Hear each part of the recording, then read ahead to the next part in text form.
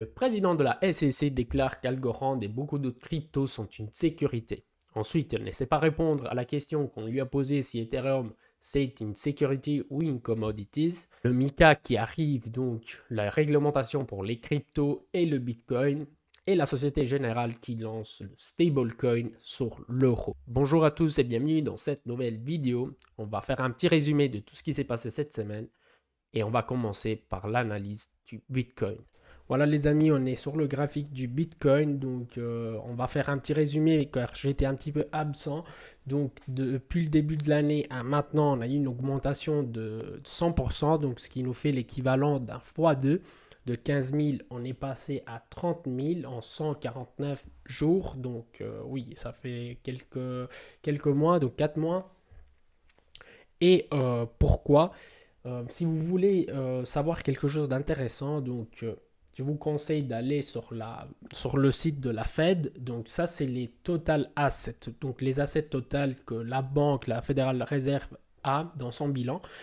Et comme vous pouvez voir, ici en 2020, il y a eu le Covid, il n'y avait pas beaucoup de, on va dire, argent en circulation. Ok, donc l'économie était en train de se stagner, les entreprises qui fermaient, des trucs comme ça. Et pour stimuler l'économie, on commençait à imprimer beaucoup d'argent.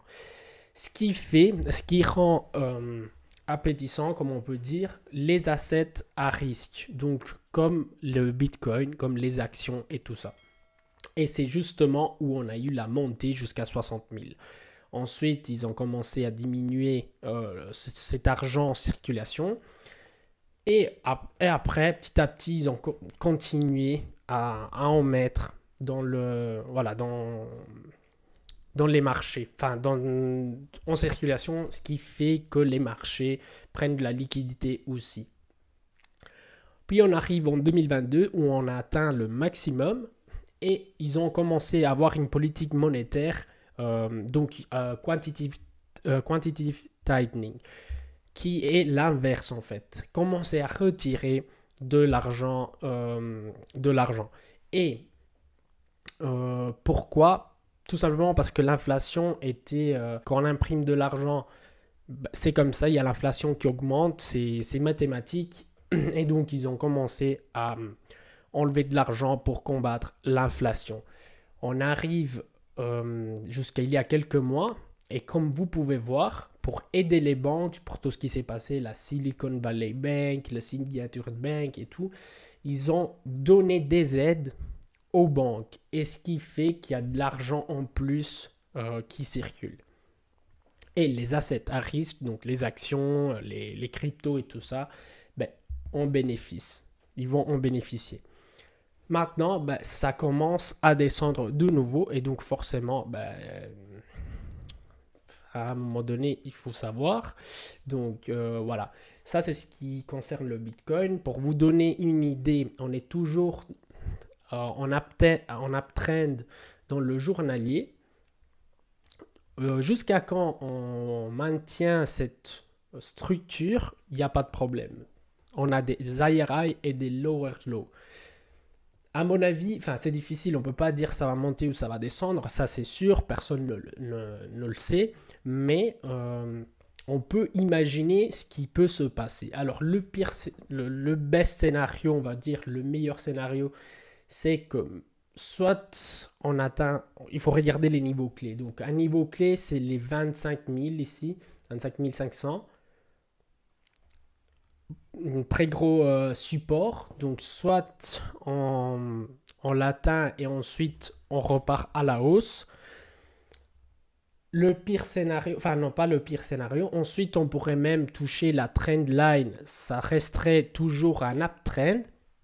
Le pire scénario, si c'est on commence à descendre, donc un retracement plus long, on casse ce niveau aussi, et bien là la structure, les amis, elle restera plus la même. Donc on peut rentrer en latéralisation, on peut latéraliser pour un bon moment et tout ça. Et si on regarde le passé, ce qui s'est passé la dernière fois, c'est qu'il a latéralisé pour un peu plus qu'un an. Donc il y a du temps, enfin on a du temps. On va pas, voilà, on va pas se faire prendre de la FOMO. Prenez des profits de temps en temps. Ce n'est pas des conseils en investissement, mais personne n'est jamais mort en ayant pris des profits. Ensuite, le marché, on va voir les 7 jours. Sur les 7 jours, ben voilà, il n'y a pas de grosse, d'augmentation de fou. On en a déjà vu dans les semaines passées. Je veux vous montrer, par exemple, il y avait une crypto, mais après, c'est pas très. Cette crypto-monnaie, elle a pris le 260% environ. Mais bon, maintenant, on va commencer les périodes de retracement et tout ça.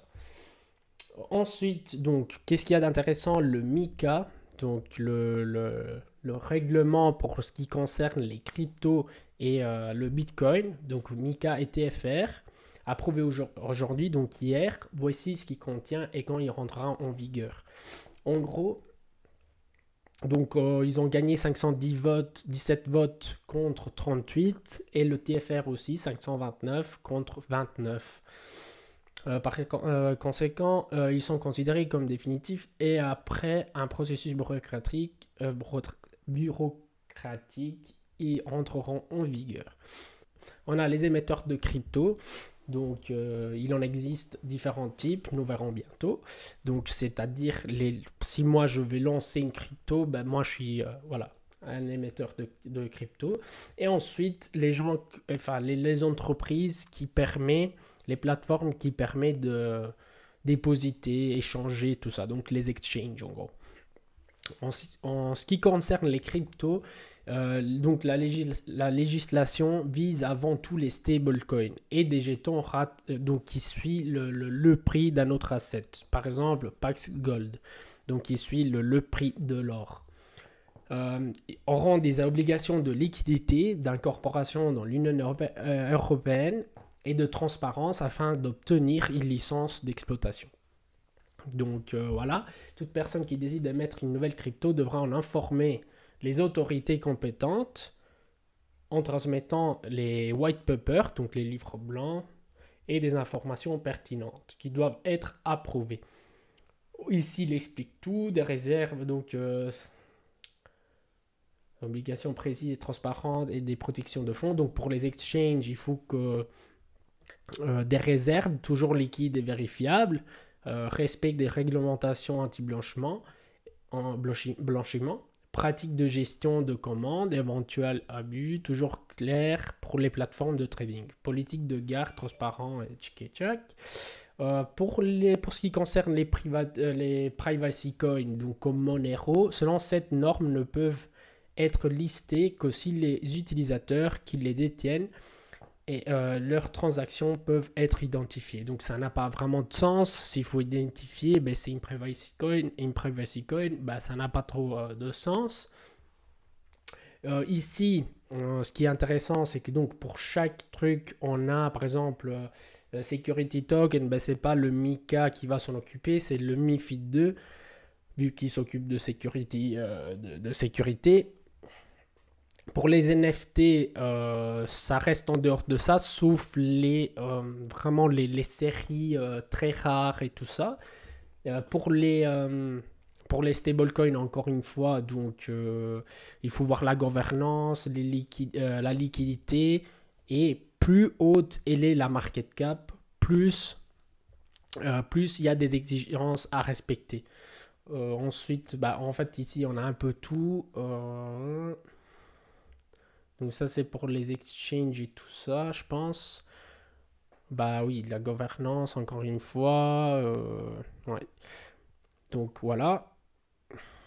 Pour le blanchiment d'argent, donc ça, c'est intéressant. Parce que il y avait des rumeurs pour ce qui concerne... voilà, qu'à chaque fois, si ça dépassait 1000 euros, il fallait faire le KYC, même sur la hardware wallet et tout ça. Alors que non, c'est juste pour les commerçants. Donc, si moi je vais acheter, je sais pas, un téléphone qui coûte plus que 1000 euros, ben, je suis obligé de faire le KYC. Mais sinon, si moi je vais envoyer 1000 euros en Bitcoin, 2000 ou 3000 à ma famille qui a un hardware wallet ou un software wallet, je ne paye rien. Donc, enfin, je ne dois rien faire en fait. À l'auto-conservation, mais uniquement aux commerçants qui acceptent de la crypto, qui devront identifier les clients si des transactions importantes arrivent. Et donc, même la DeFi n'est pas concernée. Donc, reste en dehors de ça. Le TFR s'applique aux services de garde et d'échange qui seront en effet beaucoup plus encadrés qu'auparavant. Le texte intégral, donc c'est la première fois qu'une réglementation unique est créée pour les crypto-monnaies qui couvre tous les types d'actifs et de services. Et il entrera effectivement en vigueur entre juin et décembre 2024. Et on s'attend à une croissance substantielle de l'industrie par la suite. C'est la réglementation qui va apporter les investisseurs et tout ça. On n'est plus dans le Far West où tout le monde fait ce qu'il a envie de faire. Et donc pour le MiCA, c'est bon. Titre ou matière première, enfin ou security ou commodities. Gensler ne répond pas au Congrès. Le président de la SEC, Gary Gensler, de la SEC, Gary Gensler, a été interrogé par le comité des services financiers du Congrès sur la mesure des exécutions de l'agence contre l'industrie de la cryptographie. Je vais vous laisser regarder la vidéo. Vous allez voir, c'est très très marrant. How would you categorize Ether then? I think that the general sweep of what Congress did, not just in the 30s, but as amended. I'm asking you, sitting in your chair now, to make an assessment under the laws as exist. Is Ether a commodity or a security? Without speaking to anyone. I know you've repeatedly said you're not going to speak to one, except you've spoken to one, Bitcoin. So I'm asking you to speak to a second one, the second largest market cap here. And speaking to the tokens, there's 10 to 12,000. If there's a group of entrepreneurs in the middle, the public is anticipating a profit based on the... I'm asking you a specific question, Chair Gensler. I said this in private. This should be no shock to you. I'm asking this question. Is Ether a commodity or a security? And again, it depends on the facts and the law, and if there's a group of individuals... I'm asking about the facts and the law sitting in your seat and the judgment you are making. And so, Mr. Chair, I think you would not want me to prejudge because I'm also... But you have prejudged on this. You've taken 50 enforcement actions. We're finding out as we go, as you file suit, as people get Wells notices on what is a security in your view, in your agency's view. I'm asking you a very simple question about the second largest digital asset. What is your view? And my view is if there's a group of individuals in the middle that the public is anticipating... All right, so let me just ask a second question then. Do you think it serves the market for an object to be viewed... Voilà, il ne sait pas répondre, on ne sait pas pourquoi il ne veut pas répondre alors que d'abord il a dit que c'était une sécurité. Et voilà, Ethereum, en gros il a dit... il s'est refusé de clarifier la manière dont les actifs numériques proposent dans le cadre de contrat d'investissement, ce que j'ai trouvé intéressant. Donc, sera le test de OA, selon lequel un actif financier est mis pour lever des fonds avec une attente de profit basée sur les efforts des autres est qualifié de contrat d'investissement. Bon, précisément en raison de l'hésitation à fournir des réponses courtes et directes, le représentant du Minnesota, Tom Emmer, a plutôt déclaré que la SEC avait contribué à rendre plus difficile pour les sociétés de la cryptographie d'opérer dans le pays, dénonçant également le manque de souplesse dans le style réglementaire. Vous étiez un flic incompétent en service, a déclaré Emmer à Gensler. Ne rien faire pour protéger les Américains ordinaires et pousser les entreprises américaines à l'étranger. Bien sûr, c'est un coup pour les États-Unis des entreprises qui s'en vont, comme peut être Coinbase ou quelque chose d'autre, c'est moins de taxes qui sont payées. Et c'est ouf que les États-Unis devraient rester en dehors de ça. Enfin, je trouve que c'est pas... Ça m'étonnerait. Et donc voilà, ensuite il a aussi dit que Algorand et beaucoup d'autres cryptos, elles étaient des securities aussi. Alors qu'avant, en 2019, il avait dit que c'était une grande technologie. Dans la vidéo, Gensler a qualifié Algorand de grande technologie alors qu'il envisageait de savoir si un réseau de contrats intelligents de performance serait capable d'intégrer une application de type Uber ou Lyft sur la Algo est l'un des 6 jetons que, selon Gensler, était une sécurité non enregistrée dans le procès de la SEC. Les éloges de Gensler envers Algo. Gensler a travaillé en plus. Gensler a travaillé comme professeur d'économie et de gestion mondiale au MIT avant de devenir président de la SEC. Et il a reconnu l'ancien collègue du MIT et fondateur d'Algorand, Silvio Micali, dans le discours. Donc Silvio Micali, le fondateur d'Algorand. Donc voilà, on va voir ce qui va se passer. Algorand, pour l'instant, il a perdu quasiment le 20%. Mais bon, on va voir par la suite. Tant qu'il n'y a pas des vraies règles, des vrais trucs. Voilà. Justement, Brian Armstrong rencontre avec la SEC aujourd'hui. Nous continuerons à faire pression pour un livre de règles claires aux États-Unis pour les réglementations cryptographiques. Les États-Unis ne peuvent pas se permettre de prendre du retard sur cette technologie importante pour mettre à jour le système financier. Il est également important pour les régulateurs d'établir une politique et alors de l'appliquer. Ne pas commencer par l'application alors qu'il n'y a pas de règles. À ce stade, il semble que le Congrès devra intervenir. Donc, ils vont continuer aussi à dire leurs mots, à dire la vérité, parce que c'est la vérité. S'il n'y a pas de règles, on ne peut pas les appliquer. C'est normal. Ensuite, on va passer vite sur ça. Donc, Twitter va lancer la crypto et le trading d'actions en partenariat avec eToro. Donc Elon Musk avec son idée de créer l'application définitive, il veut qu'on puisse tout faire sur une application et voilà. L'application de médias sociaux. Donc voilà, on va pouvoir acheter des actifs et tout avec Twitter. La Société Générale lance un stablecoin sur l'euro, donc construit sur Ethereum. La Société Générale lance ERC-V, un stablecoin avec l'euro en garantie et construit sur Ethereum, s'adressant au monde des actifs cryptographiques et numériques.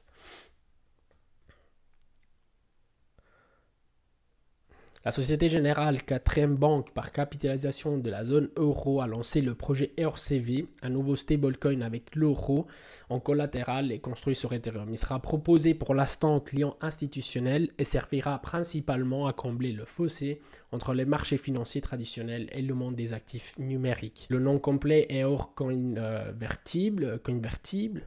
Et il consiste en un actif proposé comme moyen de combler le fossé entre les marchés.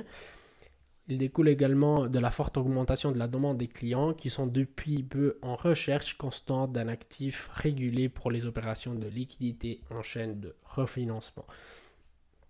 Le stablecoin en soi n'est pas terrible, il est super décentralisé, ils vont pouvoir annuler des transactions s'ils le veulent. Donc c'est vraiment centralisé à un maximum. D'ailleurs, c'est la banque qui l'a... C'est un projet de la banque. Et donc tout va être contrôlé, tout ça, on le savait déjà. C'est comme les CBDC en Amérique. Ce qui est bien, c'est qu'il est construit sur Ethereum. Et donc ça va apporter de la demande pour les gens qui croient en Ethereum. Et donc, ils vont payer des frais sur la blockchain. Et voilà, ça apporte un plus à Ethereum. Pour terminer, je voulais partager ça avec vous. Donc, je trouve ça intéressant. C'est pour vous faire comprendre, un petit peu ce qu'on disait au début, que ça peut jamais monter jusqu'à l'infini, toujours. c'est intéressant. Donc, la ligne jaune, c'est les gens qui hold Bitcoin à long terme. Et la ligne bleue, bah, c'est les gens qui hold Bitcoin à court terme. C'est intéressant. Regardez, à chaque fois qu'on s'approche du bear market, donc ça c'est le bull market, ben, ils commencent à décharger leur position. Enfin, ils commencent à vendre. Enfin, ils ont quasiment tout vendu, quoi. Et une fois qu'il y a le bear market, ben, ils accumulent. Alors que les short term, donc les gens, les retail, les gens les plus petits, ils se laissent décourager en bear market. Quand c'est le moment d'accumuler, ben, ils ont le bear market, c'est ici, ils ont quasiment tout vendu. Et quand le bull market arrive, vraiment au maximum, ben, ils ont accumulé. Donc c'est vraiment ouf, mais c'est pour vous faire comprendre un petit peu voilà, comment ça se passe. Et donc faites, si vous voulez, c'est pas un conseil en investissement, faites l'opposé de ce qu'ils font les gens. Donc suivez les gros. Voilà les amis, pour aujourd'hui c'est tout, donc j'espère que vous a plu. Si vous voulez laisser des commentaires en me disant qu'est-ce que vous en pensez du Mika ou voilà ce qu'il a fait Gary Gensler et tout ça, vous pouvez laisser des commentaires. Si vous avez apprécié la vidéo, laissez un like et abonnez-vous à la chaîne. Les amis, je vous souhaite une bonne soirée et une bonne journée. Aujourd'hui il est encore midi et à la prochaine.